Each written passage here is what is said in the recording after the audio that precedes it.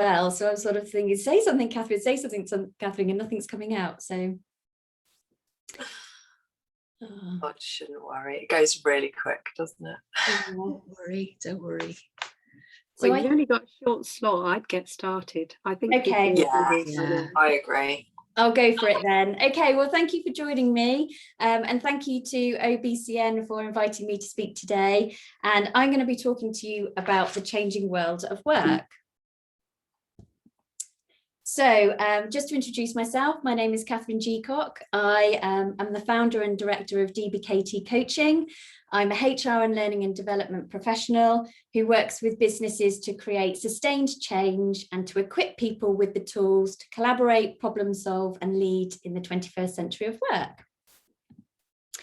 So just to cover off what I'm going to be talking through, I'm going to give you some insights on the pain that organisations are experiencing at the moment, give you some insights on the future of work, which might explain why some of the pain is being experienced, and then to talk about a little bit of a case study to put it into practice for you, because I am a practical girl.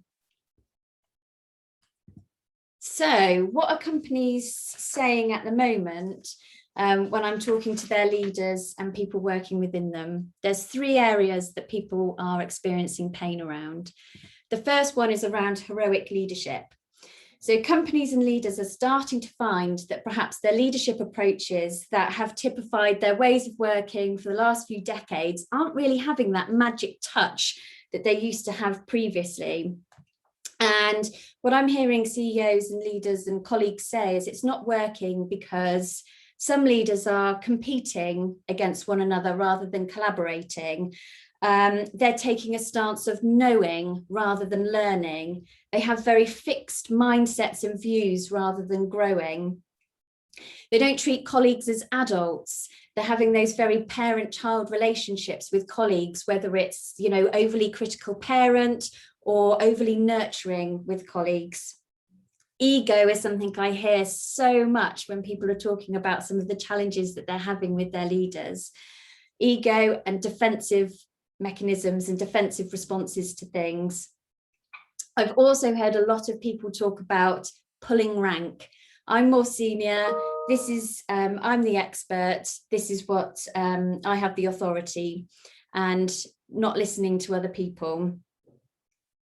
In crisis situations or where there's a problem, heroic leadership is where the person rolls their sleeves up and saves the day. Move out the way, everybody. You don't know what you're doing. I'm coming in to sort this out, and sort of makes people feel like they don't know what they're doing.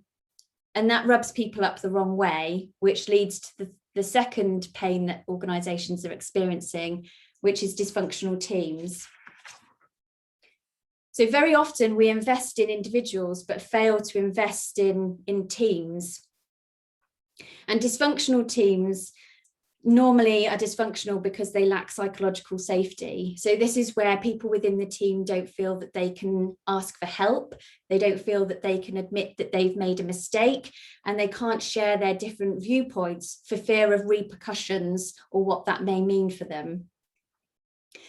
Again, there's this competition rather than collaboration. Over the last few decades, we've really been focusing on individualistic competitive behaviours, which just don't work and help within a team environment. It's you know, that collaboration that's needed.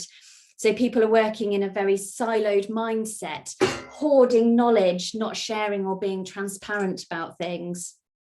Also, teams are dysfunctional because people aren't taking ownership or accountability for the part that they play within the team.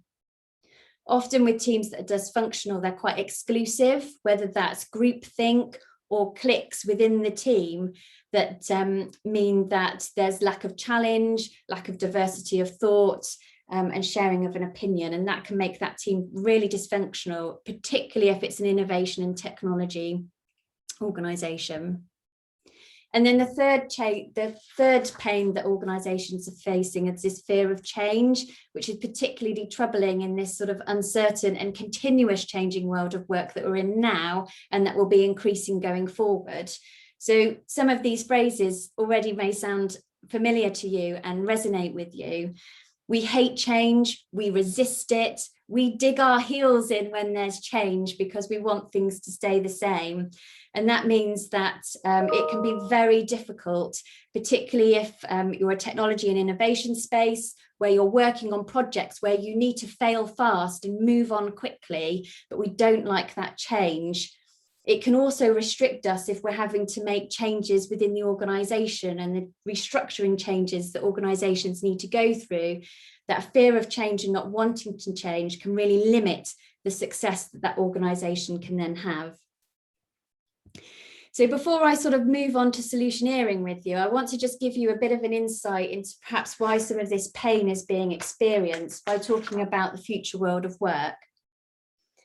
So if we look at organisations, they're very much built on industrial age thinking. A lot of the structures and ways of working are based on the early 1900s of organisations that were typically manufacturing. And that just doesn't work in the knowledge and technology space that we're in now. So 21st century leadership requires businesses to reimagine and rethink their whole organisations and ways of working. And I've come up through my research that I'm doing at the moment, 5 factors of the future of work. And I'm just going to talk these through with you now. So lifelong learning. Gone is the days of the 3-stage life where we spent the early part of our lives in education, the middle part of our lives in work, and the end part of our lives enjoying a wonderful retirement. That's not going to happen anymore. The increase in automation and artificial intelligence means that we are going to have to be reskilling, having multiple careers, unlearning stuff, relearning new things, and having multiple entry points within our careers and organisations. We're going to have to be economically active until we're about 70 or more. And that means we can't work at the fast-paced, full-on way that we have done for so long. So we need ways of ramping up and ramping down our careers throughout our lives. So that growth mindset and continuous learning and the concept of a squiggly career rather than a linear one is what's needed. The next point is around community and collaboration. We need to smash up the hierarchy. The hierarchy is based on sort of command and control, early 1900s ways of working. And the future is community and collaboration, self-managed teams, working outside of the organization, not being so insular. You know, Pfizer were able to manufacture their vaccine so quickly because not only did they work with teams across the whole organization, with people within their supply chain, they also collaborated with their competitors. And that's what made the development of that vaccine so fast and so effective. And that's the future of how organizations will need to work. Purpose-driven organisations and people practices is also going to be essential going forward. So that's moving away from profit and looking at purpose. It's changing from being the best in the world to being the best for the world. So it's about moving away from targets to outcomes, from control to trust, from boundaries like where we work and when we work, to the boundless world of work where we can work anytime, anywhere, for any organisation. No longer are we going to have to be restricted to just working for one employer. We'll be working in many different organisations. Human resources is going to change away from seeing humans as a resource that we can sweat to person-centered adults within a workplace that can be trusted to deliver outcomes as and when we need them to. Change is going to be constant, so our ability to be agile in change is going to be really important.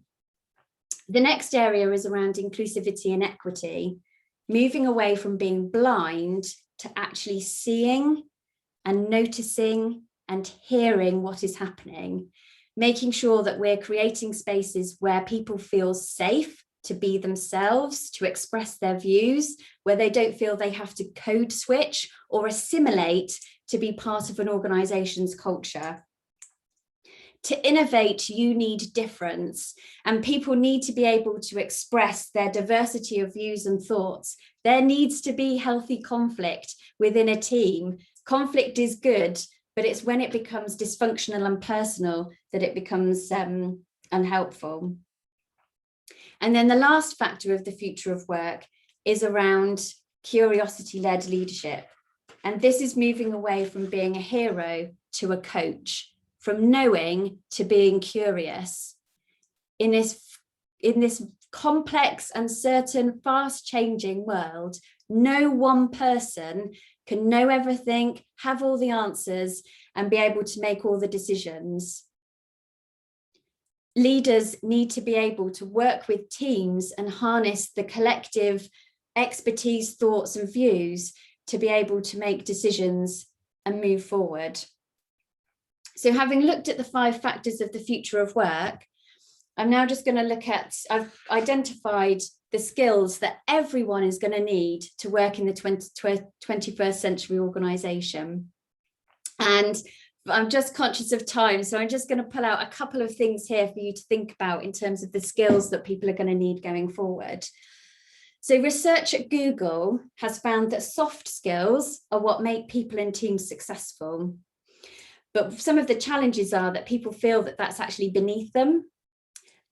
So to survive and thrive in the 21st century, we need to be thinking more about developing these softer skills. So the first one is around teaming, having the ability to create safety within a team, to ensure collaboration among team members, not competition, to ensure that teams have a clear purpose, mandate, role and responsibilities, and that people know each other's strengths, weaknesses, hopes and fears.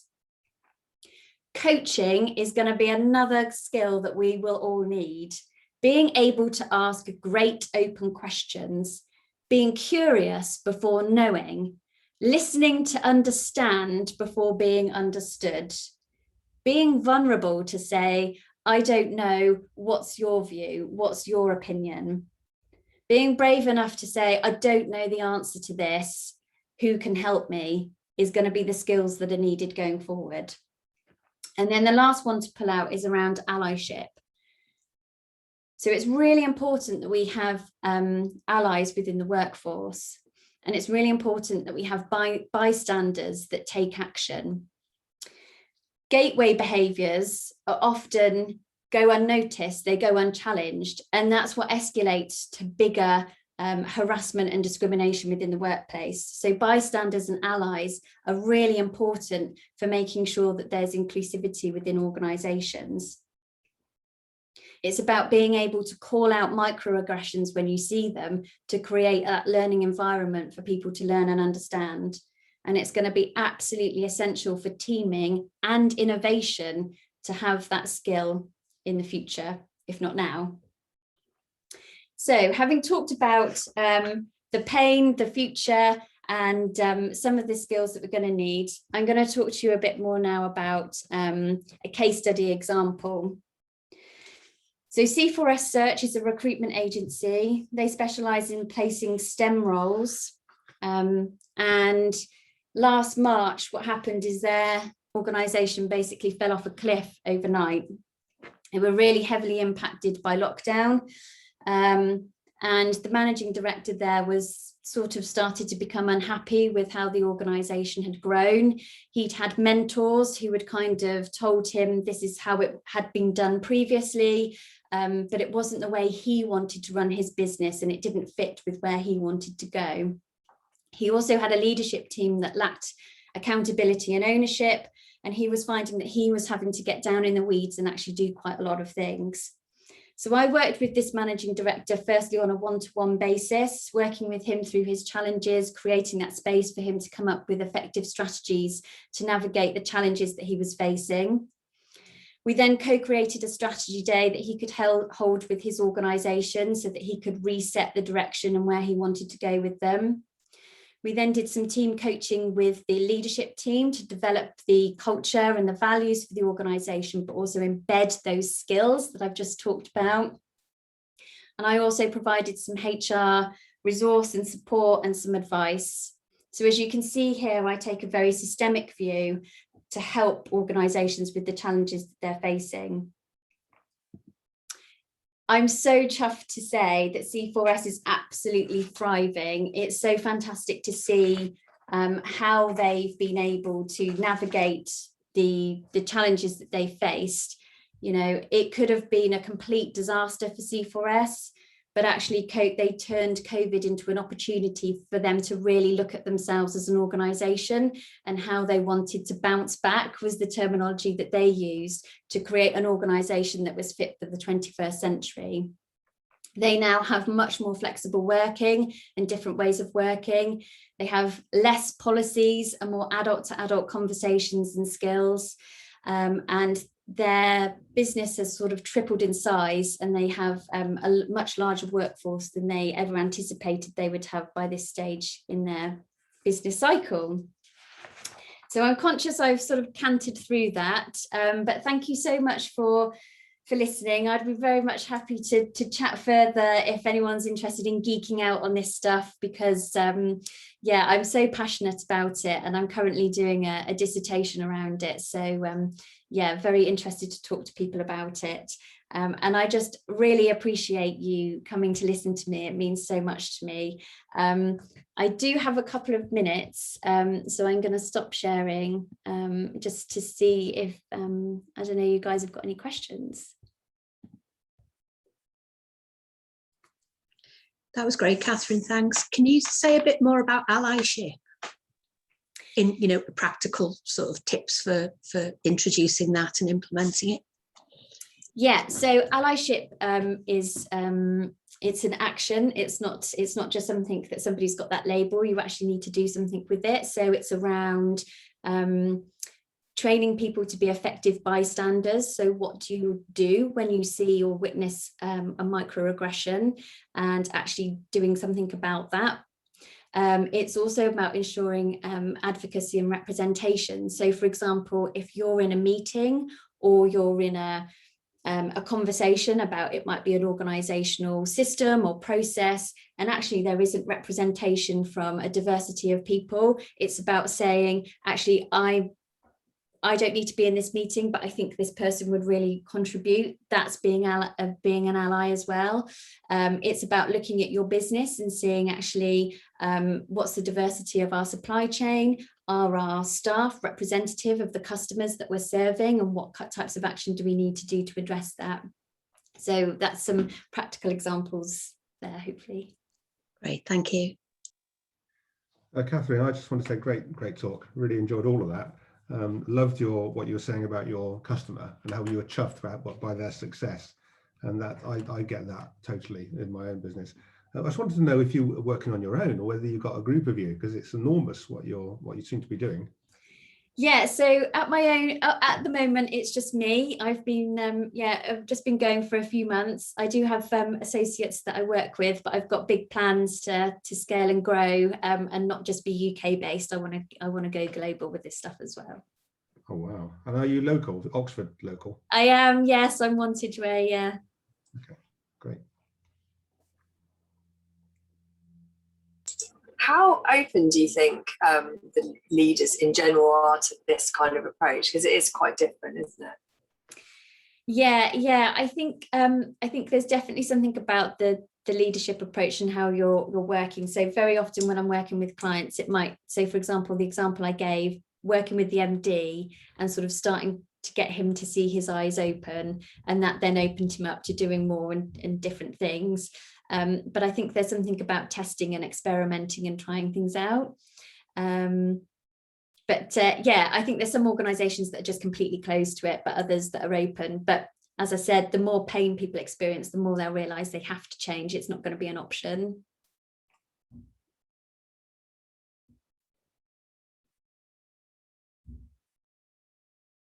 I hate it when the countdown happens, because it's like, so interesting. It's such an interesting topic, isn't it? I think it's amazing what you have to post some of this up on LinkedIn and that, Kathryn. It's really thought-provoking. Yeah, I think I'm figuring out how to do a bit of a webinar series to get people on, but yeah, it's overcoming that fear of, will anyone turn up? Of course they will. Of course they will. I'll turn up. Yay. Oh, well, thank you so much. I really appreciate you attending. Thank you. Well done. Really good. Really good. Thanks, Kathryn. Right.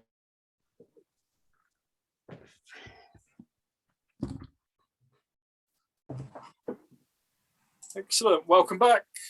Hope you all enjoyed your chosen speaker, whether that was Kathryn, Sam and Mary. And we thank those three speakers for, again, sharing their experience, expertise and knowledge with the rest of the people. And as a few of you are, a virtual round of applause would be brilliant. Thank you. So moving on to the agenda then. Next up is Tim Wraith from Sobo House. And Tim's going to be talking to the room and this main room really about the support of the Oxford community. We thought it'd be a touch just before around the lunchtime, just for Tim to give an overview of the support that they receive from the Oxford community and Tim's feelings since he's been involved. So Tim, over to you. Thank you. Thanks, Mike. Yeah, I just want to talk just for, I think I've got 7 or 8 minutes. I've got my kitchen timer. I couldn't sort my phone out, so I'm using my kitchen timer, which will